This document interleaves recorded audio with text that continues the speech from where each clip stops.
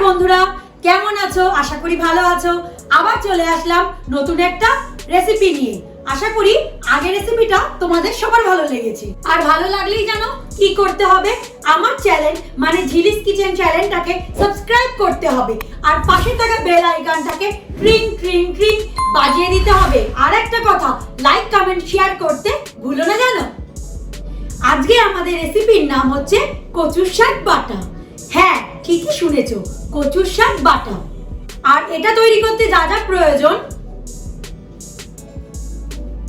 500 গ্রাম মান কচু, একটা ছোট সাইজের নারকেল কোড়ানো, শুকনো লঙ্কা, সর্ষে, নুন। চলুন তাহলে আজকের রেসিপি শুরু করা যাক। আমি মান কচুটাকে ভালো করে ধুয়ে রেখেছি, এবার এটাকে গ্রেট করে নেব। মান কচুর খোসাটা মোটা করে ফেলে দেবেন। অনেকেরই জিজ্ঞাসা আছে যে মান কচুটা গলা ধরে, তো আপনারা মোটা করে ফেলে দিলে আর গলা ধরবে না। মান কচুটা আমার গ্রেট করা হয়ে গেছে, এবার একটু নুন দিয়ে মেখে রেখে দেবো।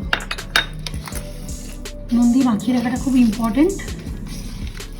আর এই সময় তোমরা একটু সামান্য লেবুর রসও দিয়ে দিতে পারো, গলা ধরার সম্ভাবনা যদি থেকে থাকে।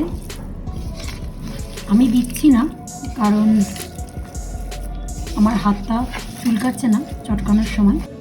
মানকচুটা যতক্ষণ একটু নুন থেকে জল ছাড়ে, আমি সেই সময় একটু লঙ্কাগুলো পুড়িয়ে নিচ্ছি। শুকনো লঙ্কাগুলো পুড়িয়ে নেব।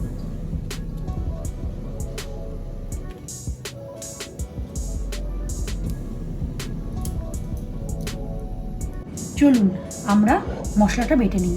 আমি এখানে শিলনোড়া নিয়েছি, আপনারা চাইলে মিক্সি ইউজ করতে পারেন। কিছুটা সর্ষে নিয়ে নিলাম।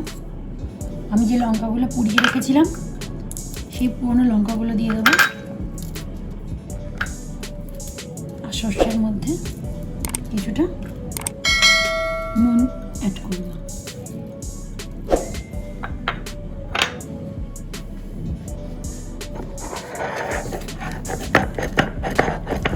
সর্ষের সঙ্গে আমি পুরনো নারকেলটাও অ্যাড করব।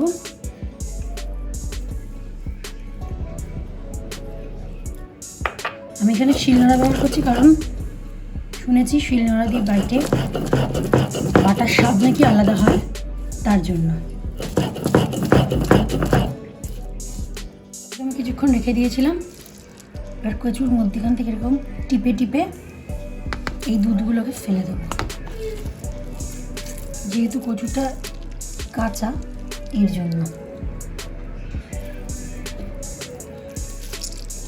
তারপরে আমি ফেলে বাঁধবো।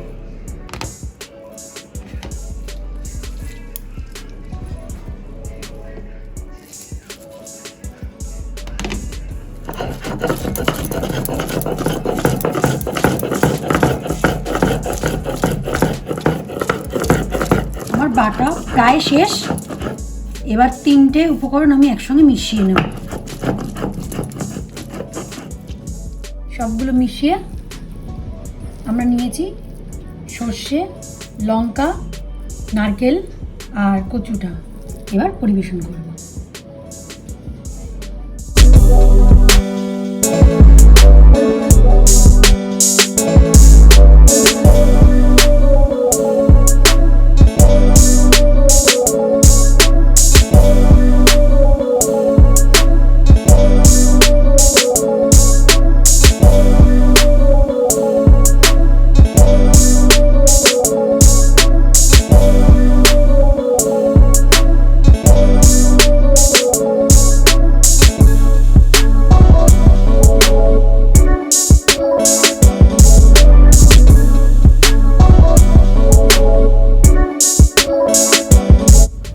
এটা আপনাদের জন্য, খেয়ে বলবেন কেমন হয়েছে।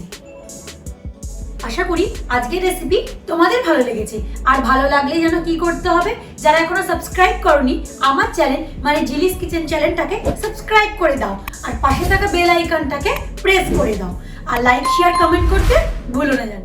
আজকের মতন আসি, আগামী সপ্তাহে দেখা হবে নতুন কোনো রেসিপি নিয়ে। নমস্কার।